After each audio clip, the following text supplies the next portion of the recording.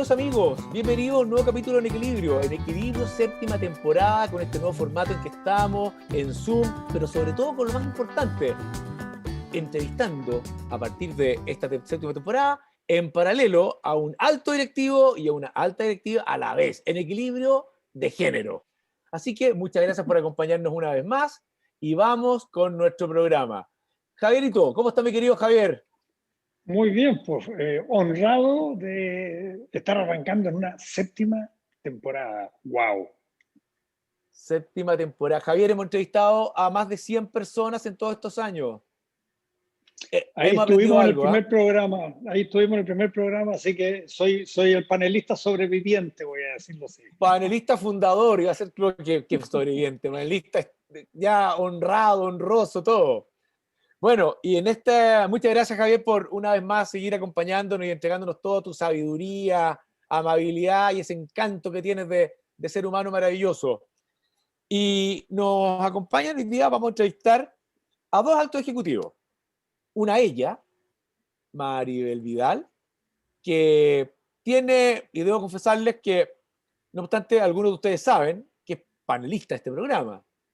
Pero cuando estuve buscando para generar la séptima temporada en equilibrio de género, ejecutivas de alto nivel destacadas, consulté a mis distintas redes y me llegó ella, sugerida como entrevistada. Entonces dije, si tengo el honor de tenerla como panelista, ¿cómo no le voy a dar el gusto a los demás y a mí mismo de entrevistarla? Pues obvio. Así que, mi querida Maribel Vidal, bienvenida esta vez como entrevistada al programa.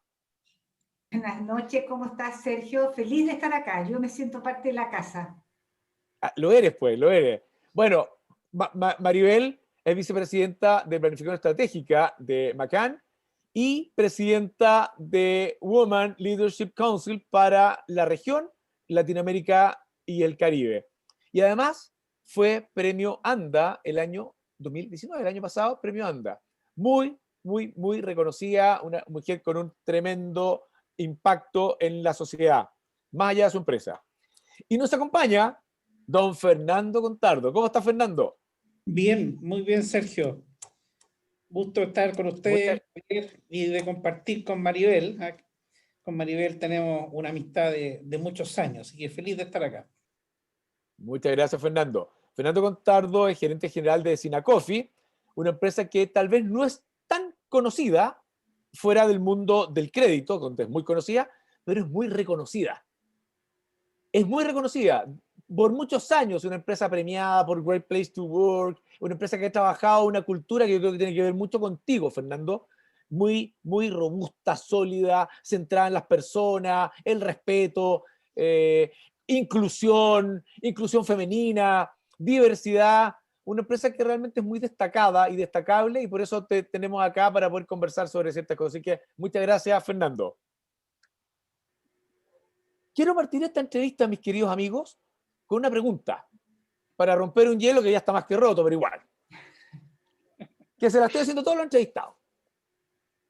En una escala del 1 al 7, la escala chilena, porque todos entendemos eso, del 1 al 7, donde el 1 es malo, frustrante, agotador, estresante, y el 7 es exultante, maravilloso, optimista, desafiante, ¿qué nota le pondrían a su año 2020? Incluso podemos arrastrarlo hasta octubre del 2019, hacer un año, los últimos 12 meses.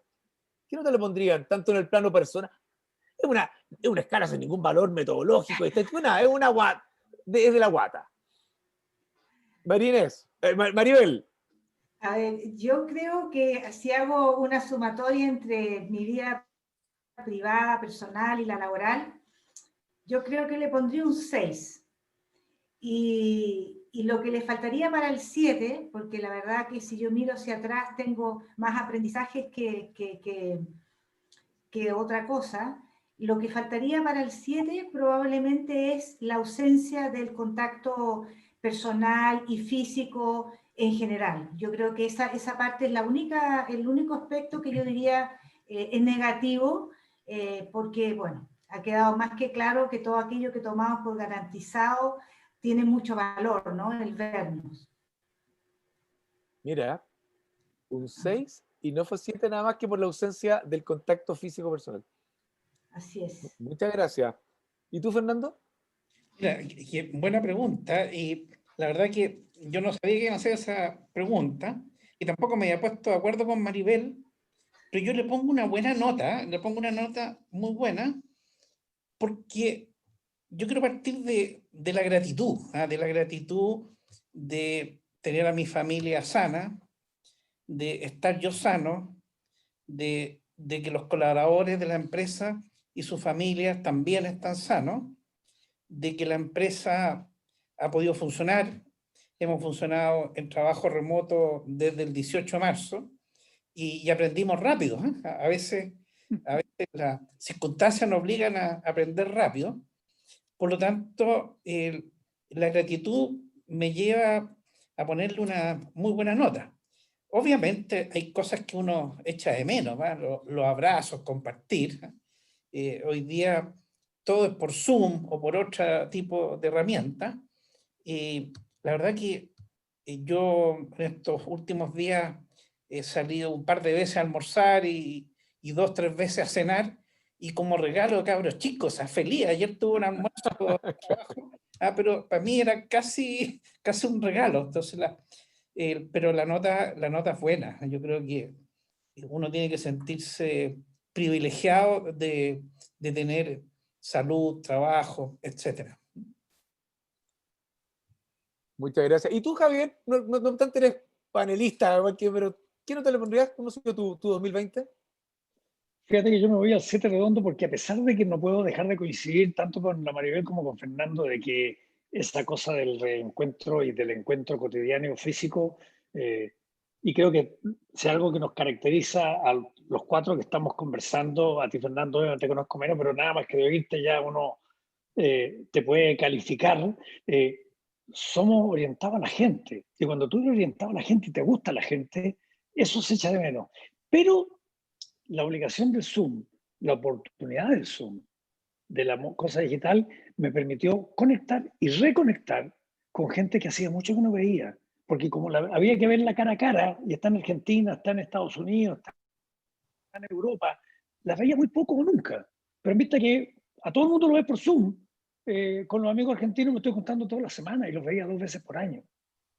Y por lo tanto, siguiendo también a Fernando, hay que ser agradecido de todo lo bueno que nos da la vida, familia, trabajo, la gente que te rodea y la tecnología, este nuevo mundo que yo siempre he sido de los que le gusta el vaso medio lleno y no medio vacío, y creo que el COVID trajo muchos problemas, pero nos enseñó a comunicarnos de una forma distinta. Y yo creo que lo que hemos tenido es distanciamiento físico, pero no distanciamiento social. Yo me he acercado a mucho más gente que la que me ha alejado, gracias al COVID, voy a decirlo así. Así que yo le pongo un 7, fíjate.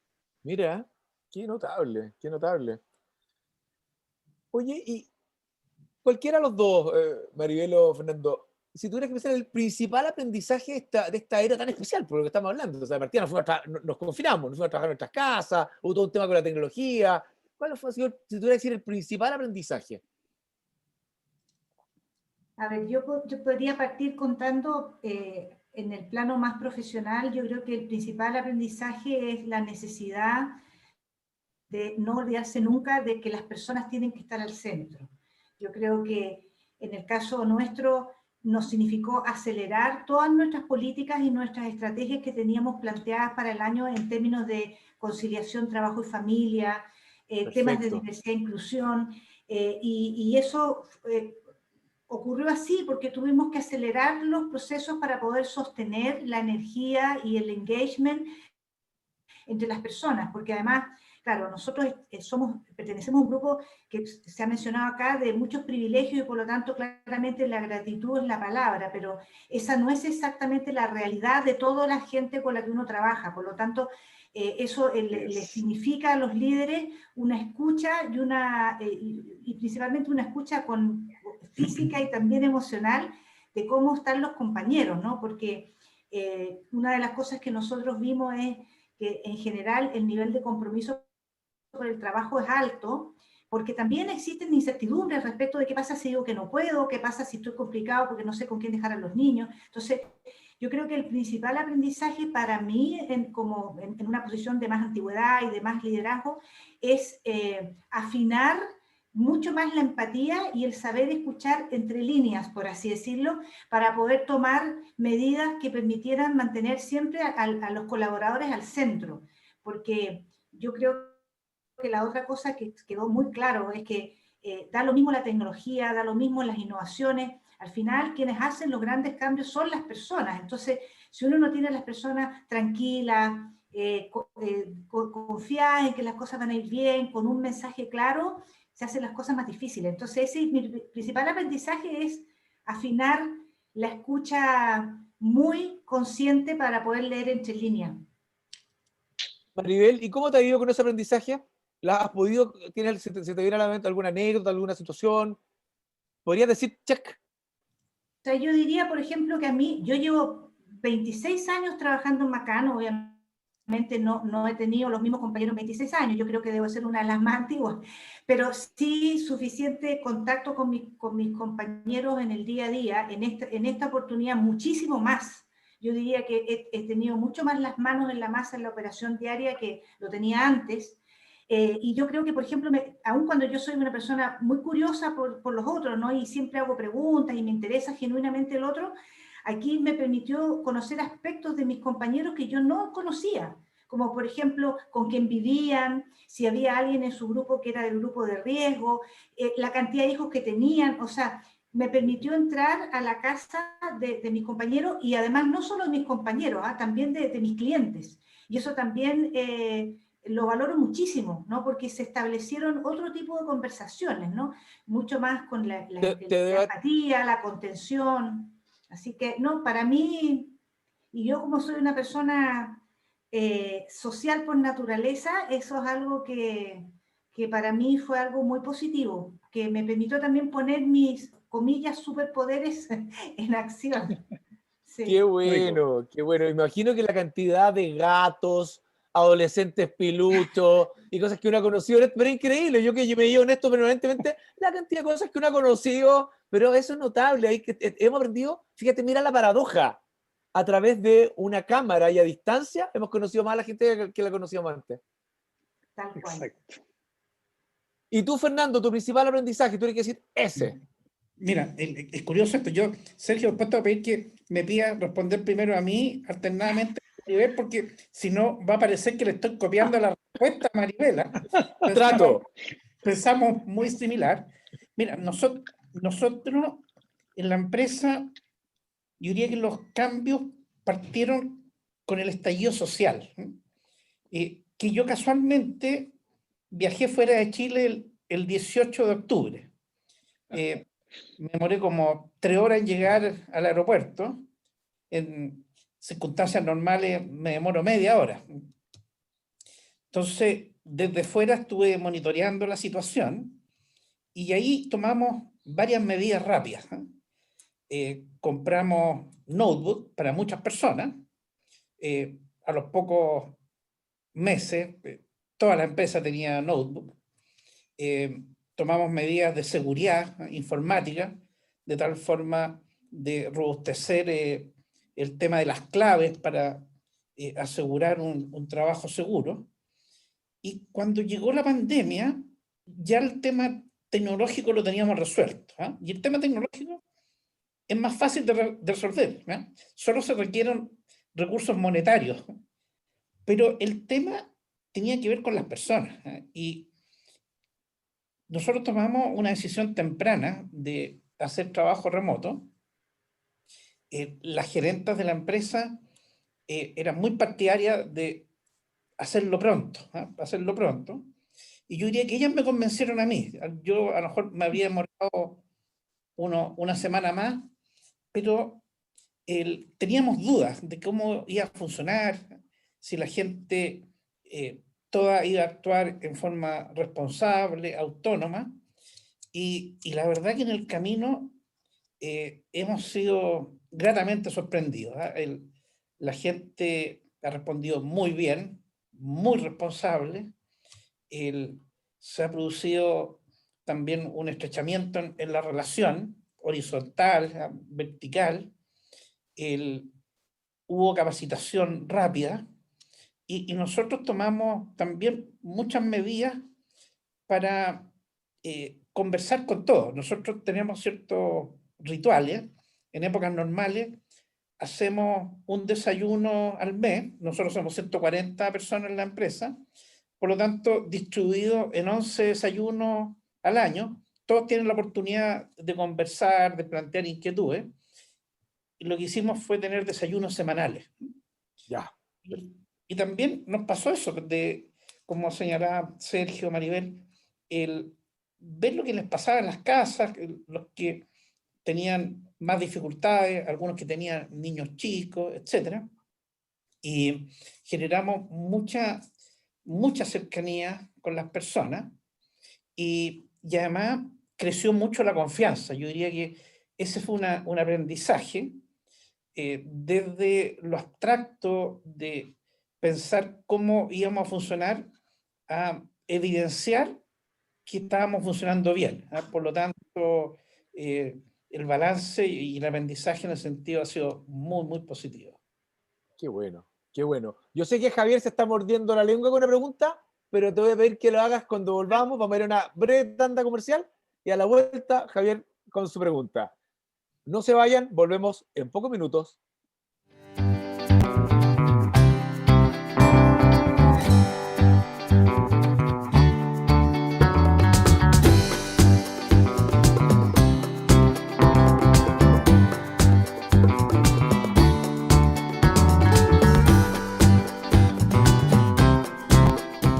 Estamos de vuelta en Equilibrio, conversando en esta oportunidad con Maribel Vidal y con Fernando Contardo. La conversación va volando.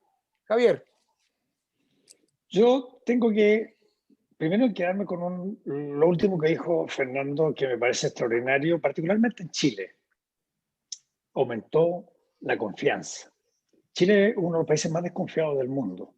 Por lo tanto, la primera pregunta va para Fernando, para respetar su solicitud, y que tiene que ver con eso. ¿Qué le aconsejarías tú a los que nos están escuchando de esto es lo que ustedes pueden hacer en su empresa, en su grupo? Si hay algo que nos ayudó a nosotros a robustecer, aumentar, crecer la confianza como equipo, es tal cosa, hagan esto. Porque eso cambia Chile. Ya no solo cambia tu empresa, cambia Chile. En que profunda la pregunta. Mira, yo pienso, Javier, que obviamente lo que nos ocurrió en este proceso fue un crecimiento de la confianza, ¿no? Porque partimos de una base buena, ¿no? Si en definitiva lo que nosotros no sabíamos cómo iba a ocurrir era cómo se iban a comportar las personas al no tener al supervisor, al jefe, en una cercanía física. Nosotros tenemos evaluaciones de desempeño, todas las personas tienen metas que cumplir, la gente tiene objetivos, y por lo tanto, a lo mejor éramos nosotros, los gerentes, que no nos habíamos dado cuenta de que en realidad no era la cercanía física entre los colaboradores y sus jefes lo que hacía que se cumplieran en gran parte los proyectos y las metas, sino que las personas eran responsables y en segundo lugar, hay supervisión a distancia. Se puede tener este tipo de conversaciones por estos canales. Yo creo que el tema es capacitar bien a las personas, empoderarlas, ir dándole responsabilidades, medir por resultados, hacer evaluaciones. Y la evaluación tiene que ser un proceso serio, donde claro, los jefes tienen la oportunidad de reconocer los buenos desempeños, pero también ayudar a mejorar las debilidades que una persona puede tener. El jefe tiene que actuar como coach, y la empresa tiene que entregar herramientas de capacitación. Yo creo que al final, y para cerrar la respuesta, yo creo que las personas, en la medida que ven que se les reconoce, que se les dan posibilidades, que se les permite que puedan usar sus capacidades, van a tratar de dar lo mejor de sí. La gran mayoría de la gente termina actuando así. Así que la verdad que Bueno. parte del aprendizaje tenía que ver con cosas que no las habíamos visto. Fíjate que dijiste algo, Fernando, antes de que Maribel nos cuente de su lado, pero dijiste algo sin incluirlo como este es el consejo que doy, pero dijiste, aprendimos a confiar desde arriba que el equipo, su productividad tenía que ver con ellos y no con el policía al lado.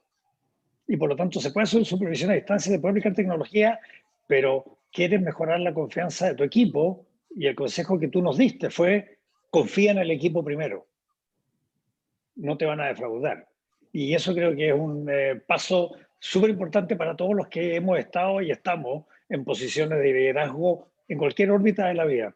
Y para ti, Maribel, y en el equipo de Macan, que desde el punto de vista global como empresa, las cosas cambiaron mucho más violentamente que para uno que está instalado localmente, porque se murieron los viajes, se murieron las grandes reuniones, se murieron una cantidad de cosas.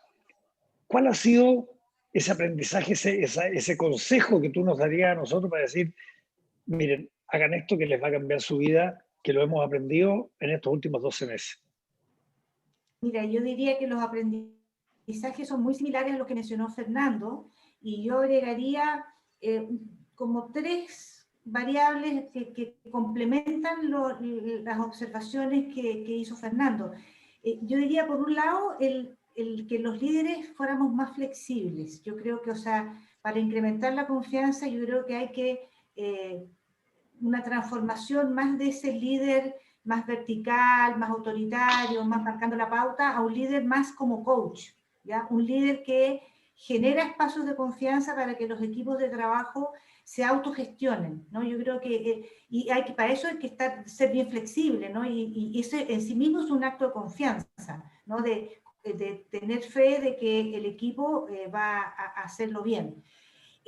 La segunda cosa que yo diría tiene que ver con la comunicación constante, en el sentido de mantener a los equipos comunicados de lo que va pasando, de lo bueno y de lo malo. Esa es una de las cosas que a nosotros yo creo que nos sirvió mucho, que siempre fuimos contando lo que iba a pasar. Las primeras medidas que tomamos, por ejemplo, respecto de contarle a la gente todas las medidas que habíamos tomado para reducir costos. Porque en el caso nuestro, en una agencia de publicidad, desde el momento en que se afectan nuestros clientes, también hubo un impacto en nuestros fees, en nuestras inversiones, etc. Y por lo tanto eso tuvo un impacto en el presupuesto destinado, ¿no? Entonces, por un lado eso, de ir contando, mira, estamos haciendo esos recortes, estamos haciendo esos ajustes para evitar tener que tomar medidas más drásticas, y ese tipo de cosas la gente lo valoraba, ¿vale? Es decir, no hacía falta estarles contando todo el tiempo las noticias buenas. Y yo diría, la tercera cosa, yo creo que para generar confianza, es los líderes, que los líderes tienen que walk the talk, o sea, tienen que realmente ser el mejor ejemplo. Yo creo que aquí no funciona si es que el líder dice cosas, si es que no lo encarna, ¿no? Yo creo que en ese sentido es importante. Nosotros, en la industria nuestra, que es una industria donde creativa, donde uno funciona con ciertas formas de trabajo, los brainstorming, qué sé yo, se imaginarán que al principio estábamos todos muertos de susto porque decían, ¿cómo va a ser esto? ¿Cómo vamos a poder hacer brainstorming a larga distancia? Pero lo que sí nos pasó es en lo que les comenté yo, de decir, mira, seamos flexibles, empoderemos a los líderes de los equipos y veamos qué pasa, esperemos los resultados. Y yo tengo fe de que eso ha funcionado, incrementando la confianza entre nosotros, pero también de los colaboradores con la compañía, ¿no? Yo creo que eso es súper importante. Muy bueno. Oye, increíble, fíjate que ayer en una conversación muy similar con Soledad Obando, a quienes todos ustedes seguro conocen, una gran gerenta, tremenda trayectoria, hablamos ella decía, el rol de los líderes es clave para encarnar toda la preocupación, la confianza, todo, o sea, y decía, y yo le pongo incluso una vez yo, los mando en medio, más que nadie. Los que están de cara a los colaboradores, es clave el rol de ellos. Ahí tenemos que apuntar, ahí tenemos que, como decía Javier, masajearlos, empoderarlos, regalonearlos para que estén en su máxima expresión. Oye, pero fíjate, Sergio, que la Maribel dijo algo que también me parece de tremenda importancia, porque habló de los líderes y lo importante que es la comunicación y la flexibilidad y el coaching y todo lo demás, pero el walk the talk, el ser ejemplo, o sea, no lo demos por sentado. La verdad es que no existe un gran líder que no predique con el ejemplo. El dicho el que predica y no practica es más viejo que... Pero muchos líderes se olvidan de esa verdad, llamémosla evidente, no revelada, evidente, pero hay que dar el ejemplo. Practica lo que predicas con tu gente, con tu equipo, con tu cliente también, porque es al final para todos los lados. Y ahí están los verdaderos liderazgos, ¿no? Eso es Confiar fundamental. y practicar. Sin el liderazgo, sin la coherencia entre lo que digo y lo que hago, y lo que pienso, como dice Maturana encima. Pensar lo que pienso, lo que digo y lo que hago, es clave, obviamente. Oye, el tiempo pasa volando, nos quedan 4 minutos. 4 minutos. ¿Cómo están viendo el 2021? ¿Cómo están viendo el futuro? O más allá, un poquito más adelante. Fernando, la sugerencia, lo que tú dices, a ti primero. Sí, yo decía alternar, no necesariamente ser siempre el primero, pero bueno, voy a tomar la pregunta. Yo lo veo complejo, pero también desafiante. Yo creo que tenemos en Chile una situación económica complicada, bastante desempleo, empresas con problemas. Tal vez hasta que no tengamos la vacuna, vamos a seguir con una pandemia que se va a comportar quizás de qué forma. O sea, si en Europa hay rebrote, no veo por qué no en Sudamérica y en Chile no lo vayamos a tener más temprano que tarde, ¿eh? A lo mejor cuando pase el verano y a lo mejor antes, ¿eh? De manera que hay que ser muy cauteloso y esto obliga a ser prudente, ¿eh? Prudente en las inversiones, pero también ser innovador, ¿eh? Buscar nuevos servicios, nuevos productos.